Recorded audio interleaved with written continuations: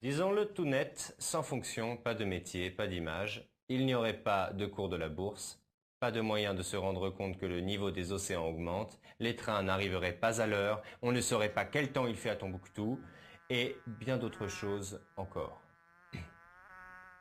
En 1673, le philosophe Leibniz est à Paris en mission diplomatique. Il représente les princes allemands. En fait, il passe son temps à discuter avec ses amis savants et le soir, il travaille sur la machine à calculer qu'il a mise au point. Une idée s'est logée dans les rouages de son cerveau. Comment mettre en relation deux ensembles? Ce qui intéresse Leibniz, ce sont les ensembles de nombres. Et les nombres, il y en a beaucoup. Comprendre comment on passe d'un ensemble à un autre. Quelle est l'opération, la transformation qui permet de passer d'un élément à un autre. Par exemple, de 4, comment j'arrive à 11? Je pourrais lui ajouter 7. Je pourrais aussi d'abord le multiplier par 2 et lui ajouter 3. Et si je ne prends plus 4, mais que je prends 5? Et si lui aussi je le multipliais par 2 et ensuite lui ajoutais 3? Est-ce que le rapport qui unit 11 et 13 ne serait pas lié au destin de 4 et 5? Peut-on représenter cette relation entre les ensembles de nombres comme cela, c'est clair? Nein. Bon. Mais si je représente l'ensemble des nombres sur des axes parallèles, ça donnerait... Non, ça ne raconte pas grand-chose ça. Si je les tourne à 90 degrés, non plus. Il ne faudrait pas tout dire, être moins bavard, plus discret entre elles, le point de rencontre.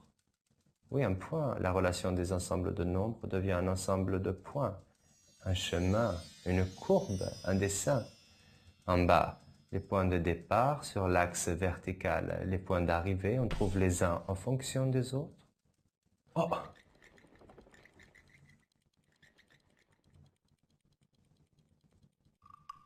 Voilà, la fonction est née. On dit que y est l'image de x par f.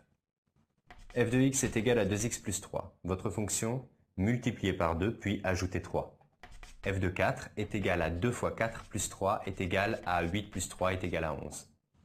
Pour x égale 4, y égale 11. Le rapport des uns et des autres est une droite, c'est simple, c'est net, c'est la fonction affine. f de x est égal à x carré, votre fonction est levée au carré.